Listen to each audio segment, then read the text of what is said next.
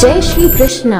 नमस्कार दोस्तों, आज हम श्रीमद् भगवत गीता यथार्थ सरल अनुवाद हिंदी भाषा में महंत परमानंद दास महानुभाव एवं तपस्विनी साधा बाई महानुभाव प्रकाशित श्री कृष्ण शरणम ट्रस्ट श्री कृष्ण परमधाम मंदिर गुरुग्राम रोड बड़खल फरीदाबाद द्वारा लिखित पुस्तक श्रीमद् भगवत गीता 15वां अध्याय पुरुषोत्तम योग। सारांश सुनेंगे। इस अध्याय में सबसे पहले हम इस अध्याय का सारांश सुनेंगे और उसके बाद इसी अध्याय का हिंदी अनुवाद सुनेंगे।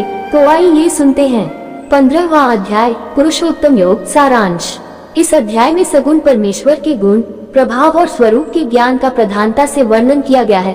परमेश्वर का जीवात्मा के साथ जो नित्य संबंध है और जीवात्मा का जो शरीर और संसार से अनित्य संबंध है, उसके बारे में ज्ञान प्रदान किया है।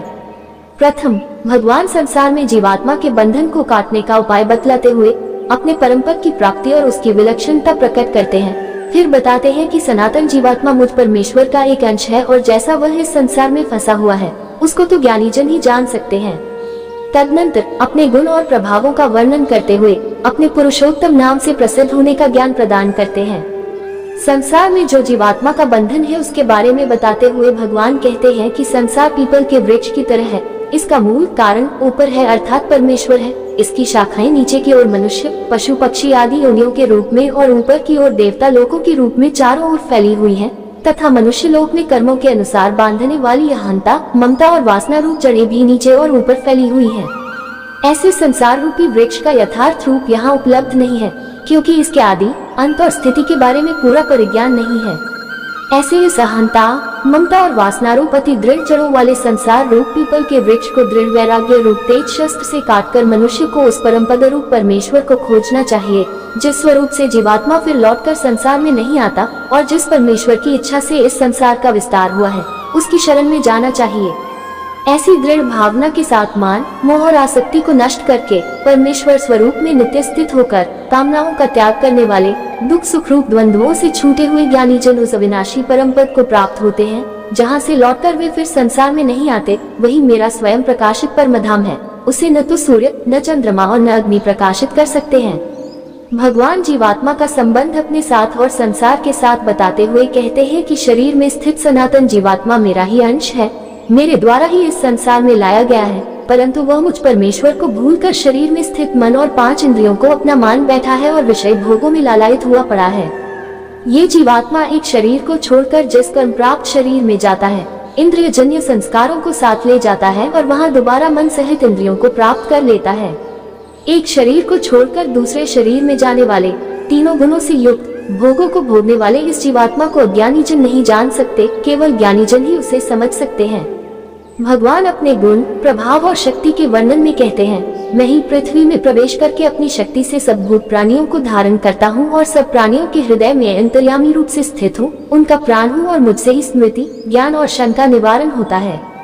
मैं प्राण और अपान से संयुक्त वैश्वानर अग्नि रूप होकर 4 प्रकार के अन्न को पचाने वाला हूँ और रस रूप चंद्रमा होकर सब वनस्पतियों को पुष्ट करता हूँ। सूर्य में स्थित जो तेज संपूर्ण जगत को प्रकाशित करता है और जो तेज चंद्रमा में और अग्नि में है, वे सब मेरा ही तेज है। नाशवान क्षर शरीर और अविनाशी अक्षर आत्मा से परे जो उत्तम पुरुष है, जो तीनों लोकों में प्रवेश करके सबका धारण पोषण करता है, वह परमेश्वर मैं पुरुषोत्तम नाम से प्रसिद्ध हूँ। जो ज्ञानी पुरुष मुझको इस प्रकार से तत्व से पुरुषोत्तम जान लेता है, वह सब तत्वों का ज्ञाता सब प्रकार से मुझ श्री कृष्ण की ही भक्ति करता है। भगवान कहते हैं कि इस प्रकार यह अति रहस्य युक्त गोपनीय शास्त्र जो मैंने कहा है, इसको तत्व से जानकर मनुष्य ज्ञानवान और कृतार्थ हो जाता है। अभी तक आप इस अध्याय का सारांश सुन रहे थे। आइए अब इस अध्याय का हिंदी अनुवाद सुनते हैं। 15वां अध्याय पुरुषोत्तम योग। हिंदी अनुवाद। इस संसार को पीपल के वृक्ष जैसा कहा है। इसका मूल परमेश्वर ऊपर की ओर है, प्रकृति रूप शाखाएं नीचे की ओर है तथा इन शाखाओं में छंद रूप पत्ते लगे हैं।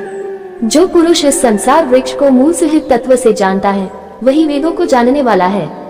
इस संसार वृक्ष की शाखाएं नीचे की ओर यानी पशु पक्षी और मनुष्य आदि योनियों के रूप में तथा ऊपर की ओर स्वर्ग आदि देवता लोकों के रूप में फैली हुई है।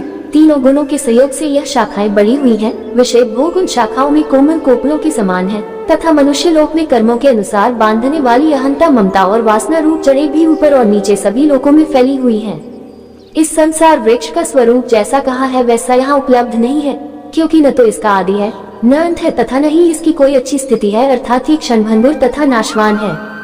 इसलिए इस अहंता, ममता और वासना रूप अत्यंत दृढ़ जड़ों वाले संसार रूप पीपल के वृक्ष को दृढ़ वैराग्य रूप शस्त्र से काटकर उस परम पद रूप परमेश्वर को खोजना चाहिए, जहाँ गए हुए पुरुष फिर लौटकर संसार में नहीं आते, और जिस परमेश्वर से यह पुरातन प्रवाह रूप सृष्टि का विस्तार हुआ है, उसी आदि पुरुष की शरण में मैं हूँ, ऐसा दृढ़ निश्चय करके उस परमेश्वर का नित्य निरंतर स्मरण करना चाहिए, जिनके मान, मोह और आसक्ति रूप दोष नष्ट हो गए हैं, जो परब्रह्म परमेश्वर के स्वरूप में नित्य स्थित हैं और जिनकी कामनाएं पूर्ण रूप से नष्ट हो गई हैं। ऐसे सुख दुख नामक द्वंद्वों से मुक्त ज्ञानी जन उस अविनाशी परम पद को प्राप्त होते हैं।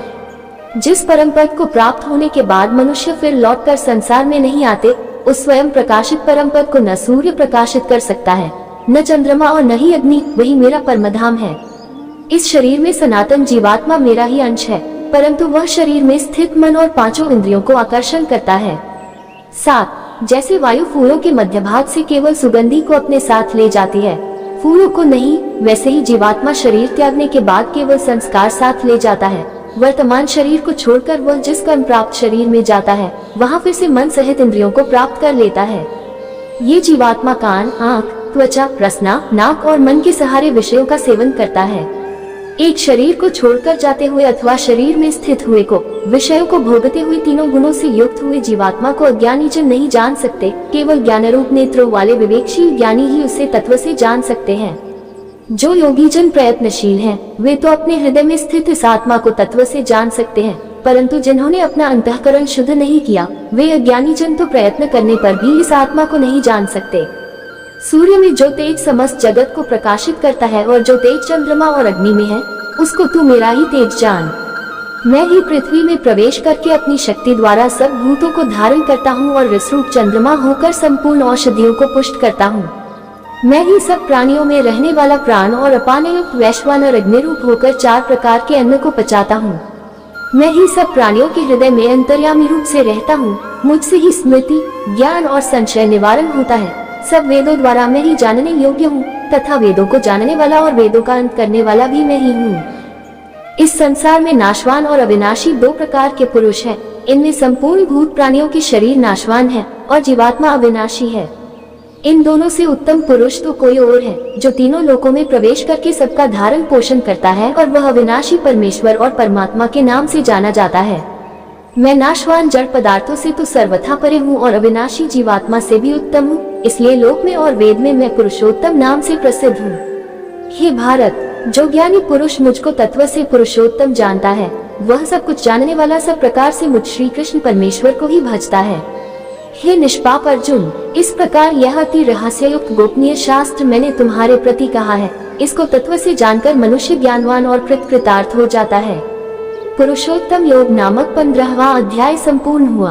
अब इसी के साथ विदा लेते हैं। कल फिर इससे अगला अध्याय लेकर हाजिर होंगे। तब तक सभी को जय श्री कृष्णा जी। श्री कृष्णार्पणमस्तु।